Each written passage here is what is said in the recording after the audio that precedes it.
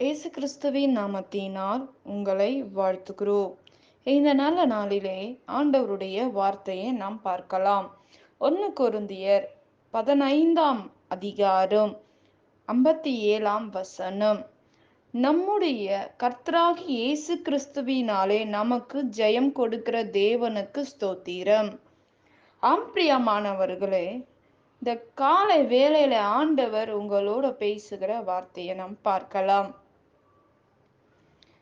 இன்றைக்கு வேதம் என்ன வேதத்தின் மூலமாக ஆண்டவர் நம்மோட பேசுகிற காரியம் என்னவென்றால், ஜெயம் மனிதனிடத்தில் ஜெயம் வராது. எந்த ஊழியக்காரர் இடத்திலிருந்து நமக்கு ஜெயம் வராது. பரலோகத்தில் இருக்கிற பிதாவின் இடத்தில் இருந்துதான் நமக்கு ஜெயம் வருகிறதை நாம் பார்க்கிறோம். பிரியமானவர்களே, இன்றைக்கு மரணமே உன் கூர் எங்கே, பாதாளமே உன் ஜெயம் எங்கே? மரணத்தின் கூர் பாவம், பாவத்தின் பலன் நியாய பிரமாணம் என்று வேதத்தில் நாம் பார்க்கிறோம். உன் ஜெயம் எங்கிருந்து வருகிறது? தேவனிடத்திலிருந்து வருகிறது. விடுதலை யாரிடத்திலிருந்து வருகிறது? ஆண்டவருடைய சமூகத்திலிருந்து இறங்கி வருகிறதை நாம் பார்க்கிறோம். கண்ணீரோட சிந்துகிற அந்த கண்ணீரை உன் அறையில நீங்க அழுது கொண்டு இருக்கலாம், வெளியே தெரியாது. வெளியே சந்தோஷமாக நீங்க இருக்கலாம் மற்றவர்களுக்கு முன்பாக. ஆனால் தனிப்பட்ட வாழ்க்கையில் கண்ணீரோட, வேதனையோட, வியாகுலத்தோட இருக்கிற மனிதர்கள் ஏராளம். ஆண்டவர் சொல்றாரு, ஜெயம் தேவ சமூகத்திலிருந்து வருகிறது. ஜெயம் ஆண்டவரிடத்திலிருந்து வருகிறது. குதிரை யுத்த நாளுக்கு ஆயத்தப்படும், ஜெயமோ கர்த்தரால் வரும் என்று வார்த்தை சொல்லுகிறது. வேதம் சொல்லுகிற வார்த்தை ஒரு நாளும் மாறாது என்று நாம் பார்க்கிறோம். பிரியமானவர்களே, இன்றைக்கு கண்ணீரோட, வேதனையோட, எனக்கு ஒரு அற்புதம் கூட என் வாழ்க்கையில நடக்காதா என்ற ஏக்கத்தோட, கண்ணீரோட இருக்கலாம். ஆண்டவர் சொல்றாரு, இன்றைக்கு ஆண்டவர் இந்த வார்த்தை மூலமாக ஆண்டவர் பேசி கொண்டிருக்கிறார். ஜெயம் கொடுக்கிற தேவனுக்கு ஸ்தோத்திரம். ஜெயம் தேவனிடத்திலிருந்து வருகிறது, பரத்திலிருந்து இறங்கி வருகிறது. இன்றைக்கு உங்களுக்கு ஆண்டவர் ஜெயத்தை கொடுக்கிறார். ஜெயம் கொடுக்கிற தேவனுக்கு ஸ்தோத்திரம் என்று நீங்கள் சொல்லும்போது கர்த்தர் அவைகளை ஆசீர்வதிப்பார். மகிமையான காரியங்களை உங்களுடைய வாழ்க்கையில் செய்வார். பிரியமானவர்களே, இன்றைக்கு நம்முடைய வாழ்க்கையில் ரகசியமான காரியங்கள், உங்கள் விண்ணப்பத்தை ஸ்தோத்திரத்தோட ஆண்டவருக்கு தெரியப்படுத்துங்கள் என்று வேதம் சொல்லுகிறது. இன்றைக்கு நம்முடைய வாழ்க்கையில் நீங்கள் கண்ணீரோட ஆண்டவருக்கு சொல்றீங்க, ஸ்தோத்திரத்தோட சொல்லுங்க.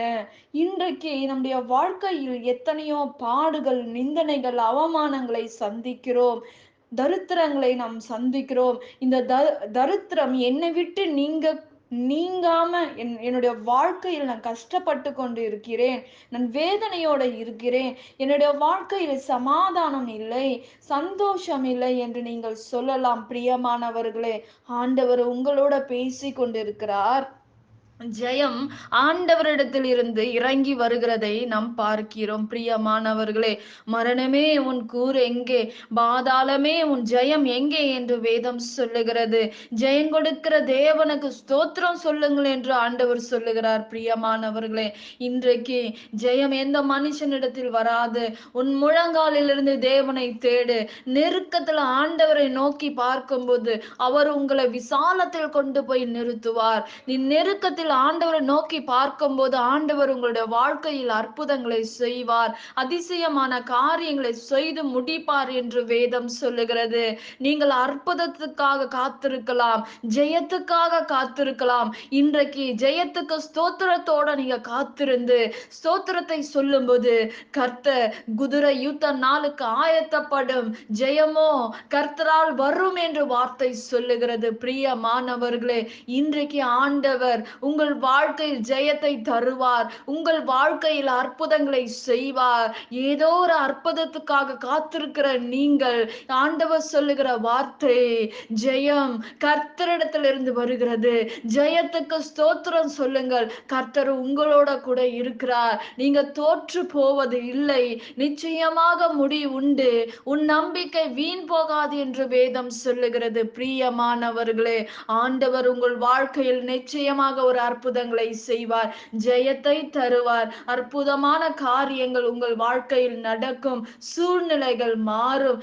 என்னென்ன காரியங்களை ஏசப்பா கிட்ட நீங்க கேக்குறீங்க, அந்த காரியத்தை நிச்சயமாக ஆண்டவர் உங்கள் வாழ்க்கையில கட்டளையிடுவார்.